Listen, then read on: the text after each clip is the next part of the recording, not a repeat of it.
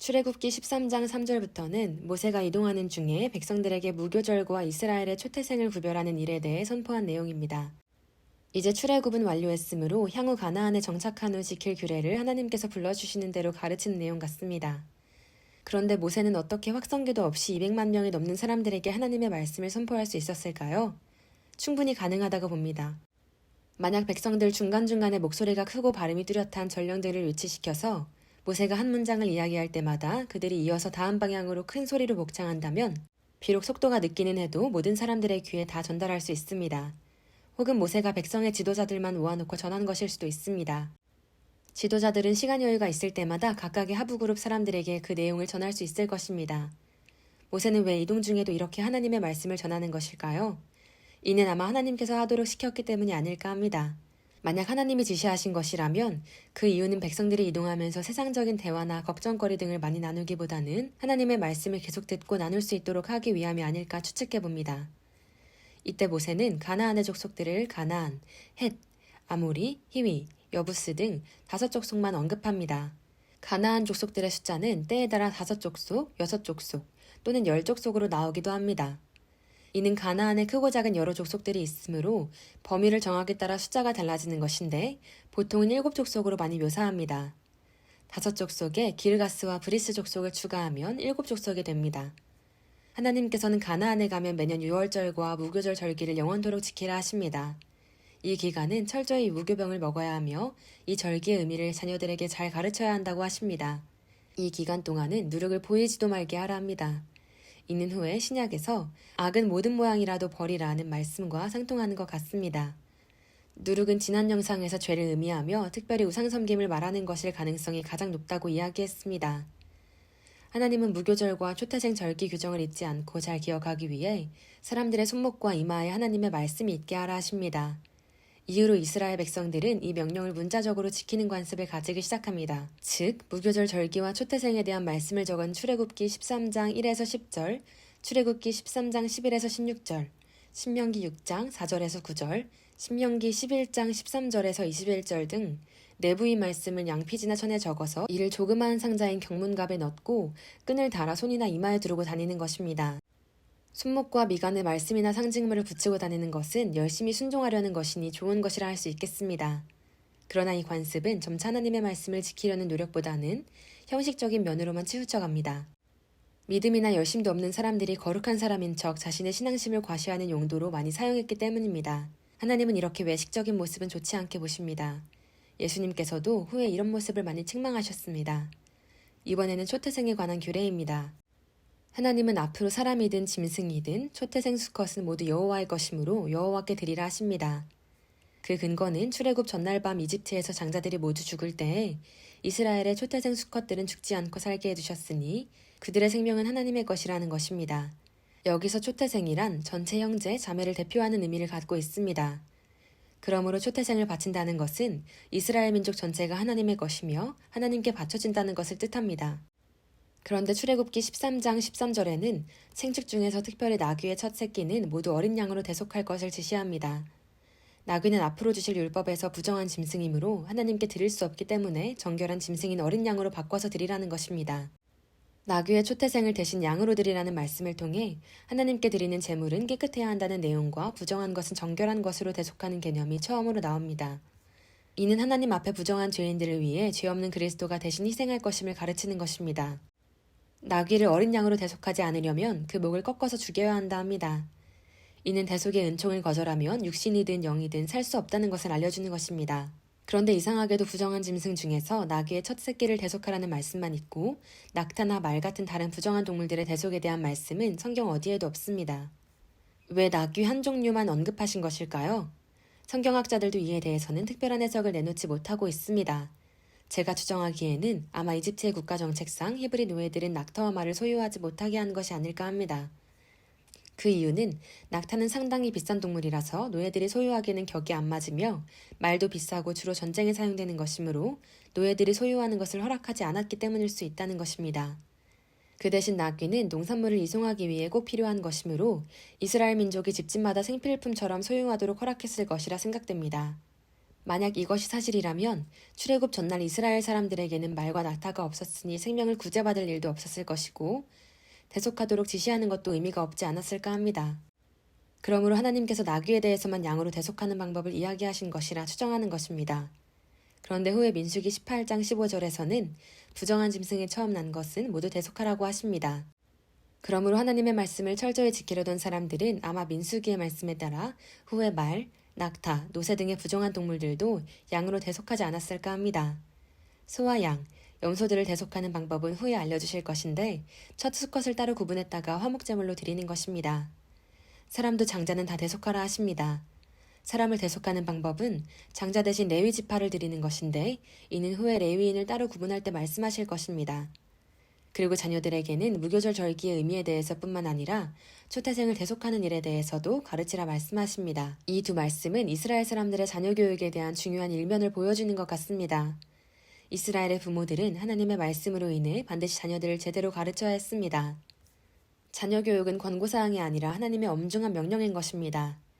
그러므로 유대인들은 이런 신앙과 관습으로 인해 오늘날에도 자녀 교육에 더 철저한 것이 아닐까 합니다. 이집트에서 가나안으로 곧장 가는 길은 블레셋의 해안 도시인 가사를 통해서 가는 길입니다. 이 길은 이집트가 북쪽을 침략할 때 흔히 이용하는 도로로서 이스라엘 민족이 걸어서 4일이면 가나안에 도착할 수 있습니다. 그러나 이 길로 가면 당시 철기 문화권이고 세력이 강한 블레셋 족속을 거쳐가야 합니다. 하나님은 이를 피해서 이스라엘이 다른 길로 가도록 여정을 준비하십니다. 그들은 이제 갓 노예 생활에서 벗어난 상태로서 군대나 훈련 등의 전쟁 준비가 전혀 안 된 상태입니다. 이런 오합지졸과 같은 이스라엘이 막강한 블레셋 군대와 부딪히게 되면 쉽게 낙심하고 출애굽한 것을 후회하면서 다시 이집트로 돌아가려야 할 소지가 충분히 있는 것입니다. 하나님은 사람들이 두려워할 만한 상황에 직면하게 하시고 그들의 마음을 조종해서 공포심을 미리 없애주시는 분이 아닙니다. 그보다는 인간들이 먼저 하나님을 의지하려 하고 기도와 순종으로 나아갈 때 용기와 도움을 주시는 분입니다. 그러므로 하나님의 능력이 부족해서가 아니라 사람들이 벌써부터 너무 두려워하지 않게 하려고 그들에게 블레셋을 피하는 길로 잡아주신 것입니다. 더 큰 이유는 하나님께서 이스라엘에게 홍해를 건너게 하시고 시내산에서 그들을 만나려는 계획이 있기 때문입니다. 출애굽기 13장 18절에 이스라엘 민족이 항오를 지어 나왔다 했는데 이는 완전하게 군대 형식으로 나온 것은 아닐 것이며 어느 정도는 지파 단위로 질서 있게 나왔을 것임을 추정케 합니다.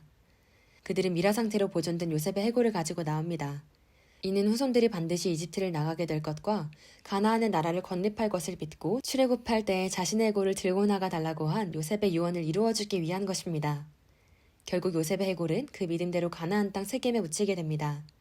이스라엘은 고센을 떠나서 하룻길을 간 후 첫날은 숫곳에서 머물고 둘째 날은 에담에서 야영합니다. 에담의 정확한 위치는 알려지지 않았지만 아마 이집트 사람들의 거주 지역이 끝나고 광야가 시작되는 곳이라 추정됩니다. 이스라엘 사람들은 앞으로 가야 할 바싹 마른 땅인 광야, 사막지대를 바라보면서 마음이 심란하고 서서히 불안해지기 시작했을 가능성이 있습니다. 그런데 여기서 앞으로 40년간 광야 생활 중에 그들을 인도할 구름 기둥, 불 기둥이 나타납니다. 하나님께서 그들의 마음을 살피시고 두려워 떠는 이스라엘 백성들의 마음에 위안을 주시려고 광야 입구에서 이렇게 함께 하심을 보여주기 시작한 것이라 보여집니다. 하나님께서 낮에는 구름 기둥, 밤에는 불 기둥으로 이스라엘을 인도하심은 약속의 땅 가나안에 도착할 때까지 계속됩니다. 구름 기둥, 불 기둥은 도대체 무엇일까요? 우선 구름 기둥과 불 기둥은 별개의 두 기둥이 아니라 한 기둥의 이중적인 현상이라는 것을 알 수 있습니다. 낮에는 구름 기둥으로 보이고 밤에는 이것이 밝게 빛나서 불 기둥으로 보이는 것입니다. 이는 출애굽기 14장 24절에 새벽에 여호와께서 불과 구름 기둥 가운데서 이집트를 보시고 라는 구절을 통해서 알 수 있는 것입니다.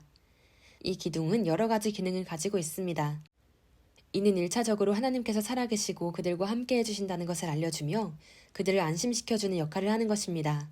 이스라엘 사람들이 낮의 하늘을 보면 늘 하나님의 구름 기둥이 그들의 시야에 들어옵니다. 강하신 여호와가 늘 그들 곁에 함께한다는 것은 그들에게 큰 위안과 힘이 되었을 것입니다. 밤에는 불기둥으로 모든 사람들의 시야에 들어옵니다. 새벽에 볼일 보러 나와봐도 하나님의 불기둥은 늘 그 자리에 있습니다.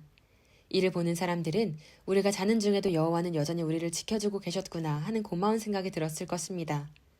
참으로 복받은 민족입니다. 기둥의 다음 역할은 길을 인도하는 역할입니다. 여호와께서 그들 앞에 행하사라고 하신 것은 하나님께서 그들을 책임지시고 보호하시겠다는 뜻입니다. 하나님께서는 전에 야곱에게 내가 너와 함께 이집트로 내려가겠고 정녕 너를 인도하여 다시 올라올 것이라 약속하신 적이 있습니다. 하나님은 약속하신 대로 야곱과 함께 이집트로 내려가셔서 그들과 함께 거하시다가 때가 참에 그들을 인도하여 내셔서 이제 그들의 앞에서 인도하여 올라오고 계시는 것입니다. 기둥은 낮에는 갈 길을 인도하고 어두워진 후 이동할 때에는 밤길을 비춰주어서 사람들이 실족하지 않게 하는 기능도 합니다. 이 기둥은 또한 낮에는 그늘을 제공하고 밤에는 보온의 기능을 하였을 것으로 추정해 볼 수 있습니다.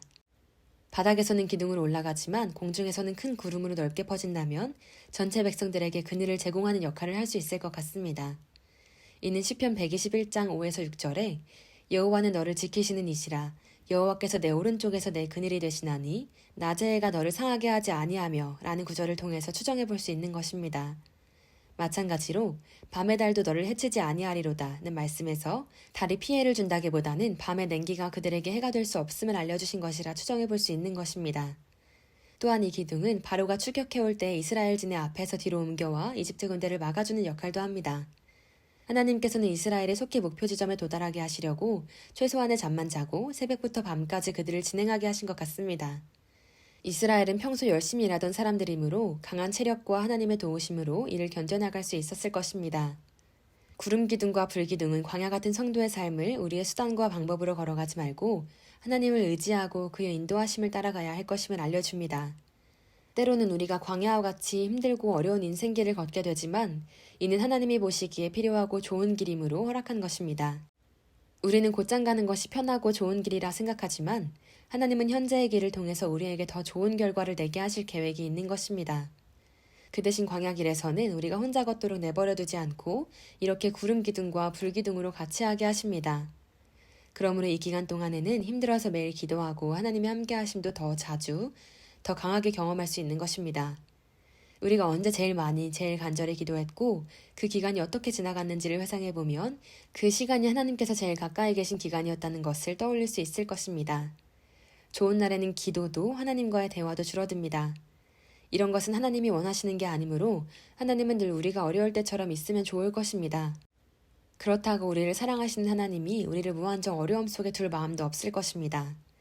그러므로 우리는 어려울 때 하나님과 함께 걸어가던 행복한 기억들을 떠올리며 그런 마음으로 하나님과 가까이 지낼 수 있도록 노력하는 것이 좋을 것입니다. 현재 광야길을 걷고 있는 사람들은 힘든 만큼 더 기도하고 더 하나님께 다가가면 아버지께서 기뻐하시고 넘치는 은혜와 보호하심으로 함께 하실 것입니다. 시청해 주셔서 감사합니다.